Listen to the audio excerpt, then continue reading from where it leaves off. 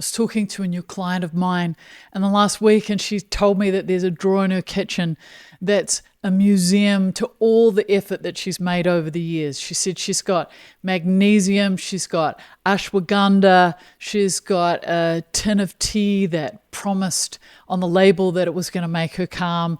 She said that she's got 3 notebooks and she's abandoned them somewhere in the first 6th of using them. And she's got a sleep tracker with a dead battery and a little appointment card for an acupuncturist that she went to a couple of times and quietly stopped seeing them. So I think we all know this drawer. We've had this drawer. If we opened this drawer, you would look at it and you would know that this woman was really trying. And no doubt in my mind, she was trying really hard. And yet she tells me that she wakes at 4 o'clock in the morning and her heart is going as though she's been running. So if you've ever said the words, I've tried everything and nothing works, I'm not about to hand you an extra thing for your drawer, but I want to tell you why the first things that you've tried haven't stuck. And I want to tell you now that it's not because there's something wrong with you, and it's not because you're bad at this. And I want you to stay with me because there's a study from the 1980s involving a white bear that explains probably the last 5 years of your life better than most of the advice that you've been given. And by the end of this, you're going to understand why this pattern keeps repeating, and you'll have one 90-second practice that goes in the opposite direction to everything that you might have in that drawer.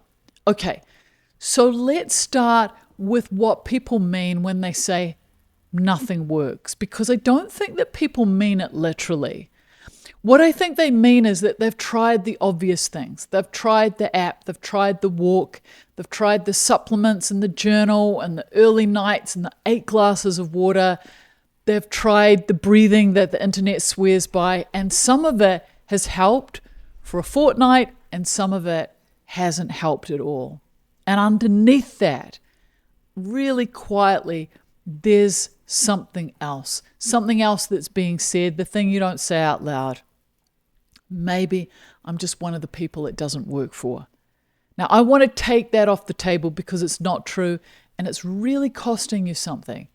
You know, here's what I notice when someone lists everything they've tried. Every single item on that list has the same job description. Make this feeling go away. Every one. The supplements, the tracker, the app, the wine at 6 o'clock, the extra hour of work so you don't have to sit still, the deep dive into research at 2 a.m. All of it is a method for getting rid of a feeling. You didn't fail at 12 different strategies.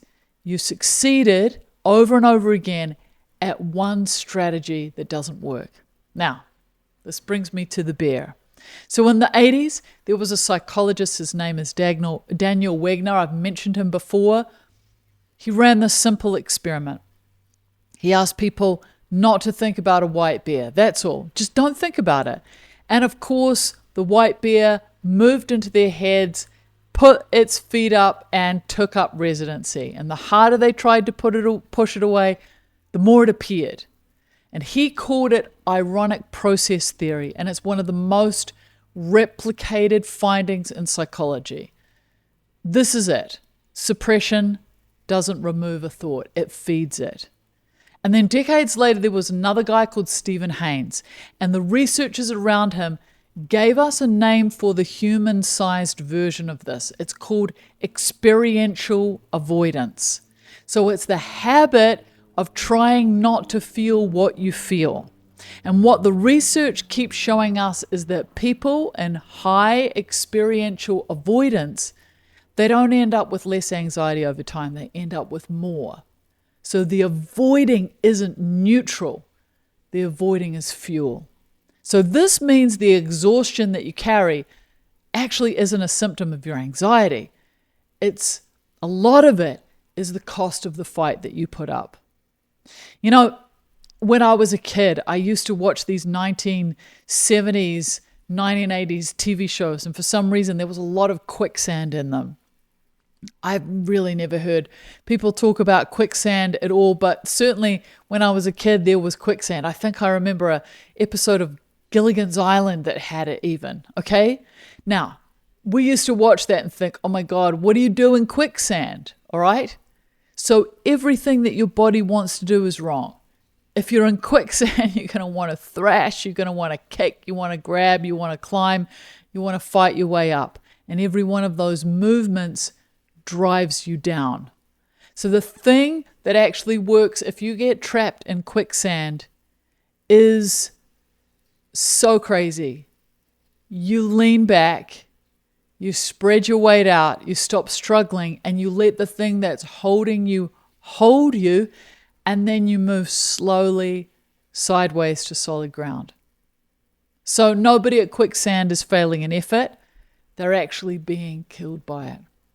And I think a lot of people are exhausted in exactly that way. Not because you haven't worked at this, but because you've been working at it in the direction that sinks you. A little bit like when you get caught in a rip. We have lots of rips down here where I live in Costa Rica. We all know that if we fight against the rip, there's where our chances of drowning happens. And that's what we're doing. We're drowning. So what's the other direction? This is where people get suspicious, and it's kind of fair enough, because when I say the answer isn't to get rid of the feeling, what most people hear is, are you telling me I've got to accept that feeling? I've got to accept feeling like this forever? All right? They're like, no thanks. I don't want that. And that's not it. Acceptance in the way that I mean it has nothing to do with approval, nothing to do with resignation. It's not saying this is fine. It's saying this is here. And those are completely different sentences, and your nervous system is able to tell the difference immediately. So here's the paradox, and it's the thing I wish somebody had told me when I was younger. Feelings are not permanent structures. They are weather. Anxiety, dread, that hollow flat thing on a Sunday afternoon, all of it moves through your body and out again when it's allowed to. So what keeps a feeling in the room is when we fight with it. So you've got the thing itself, and then you've got your arms locked around it, wrestling, so it can't leave. You are actually holding it. So nothing that you tried worked, because nothing you tried let anything be. Now you might be sitting there thinking, well, hang on a minute. Some of it did help. The walking helped. The magnesium helped for a little while. The therapy definitely helped. And I want to be careful here, because I'm not telling you that everything you've tried was worthless. A lot of it was good. Sleep matters, movement matters, therapy matters. If you can get it and afford it, which its own scandal for another day. But notice how you talk about the things that helped. They helped for a bit. They stopped working. You went looking for the next thing. That's the shape I want you to see, not the individual items, the shape. Find the tool, apply the tool, feel better briefly, feel it come back, conclude that the tool has failed, find a new tool. Round and round you go. And every lap of that circle teaches you the same lesson underneath. This feeling must not be here, and I am responsible for removing it. That's the belief doing the damage, not the supplements. So I want to tell you about a woman I spoke with who had been doing this for 9 years. 9 years of very methodical, intelligent effort. I mean, she took effort to another level. She had a spreadsheet. I'm not exaggerating. She had a spreadsheet with columns for what she'd tried, how long she'd tried it for, and then she had a rating out of 10. And when I asked her what she was most afraid of, she didn't say anxiety.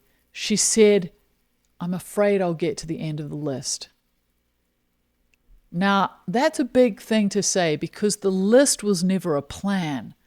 The list was hope. And as long as there was another thing to try, she didn't have to face the possibility of sitting still with what was actually there. So we didn't add anything to her spreadsheet, as I'm sure you can imagine. She stopped opening it. And what came in when she stopped researching her whole life was uncomfortable for about 3 weeks. And then it was the beginning of everything changing. And there's real science underneath the alternative. So there's a guy called Matthew Lieberman. He does work at UCLA on affect labeling. And he found that when people simply put a word to what they were feeling, activity in the amygdala, that's the part of the brain that runs threat detection, went down. Just naming it, not solving it, not reframing it, naming it, which means the moment you say, this is fear and it's here, something in your system exhales a little. Not because you've fixed anything, but because you've stopped pretending it isn't happening, and that pretense was costing you more than you knew. So here's your experiment this week. One thing, it takes 90 seconds. The next time the feeling arrives, and you know exactly which feeling I mean, the tight chest, the dropping stomach, the 4 a.m. heart, I want you not to reach for the drawer with all your things in it. Don't reach for your phone. Don't reach for your fridge. Don't reach for the research or the fix. Set a timer for 90 seconds. And then put one hand flat on your chest, because contact tells your body someone is here. And say out loud quietly what's actually happening. This is fear. It's in my chest. It's here. That's it. And just stay for the rest of the 90 seconds without doing a single thing about it. You're not fixing, you're practicing staying. Those are different skills, and you've spent your whole life training only one of them. Right? Remember what I've taught you over and over again. The shelf life of an emotion is 90 seconds. After that, you're feeding it with your stories. So it's going to feel like nothing's happening, and that's normal. But if you can do this 3 times this week and notice something specific, how long does the feeling actually last when you don't fight it? Most people are genuinely shocked. The thing that they've been running from for 15 years turns out to move through in 90 seconds when you allow it. Okay? Don't forget, if you haven't done the quiz, go in and do the free quiz. You'll find it in the show notes. It takes a few minutes. It'll give you an honest picture of where you actually are rather than where you think you should be. All right? If you've spent years trying things at random, that's worth having. So you're not treatment resistant. You're tired from a fight that nobody told you was optional. You've had your hands locked around this for a long time. I want you to see what happens when you put them down. As always, be kind. Take care. Go gently in the world.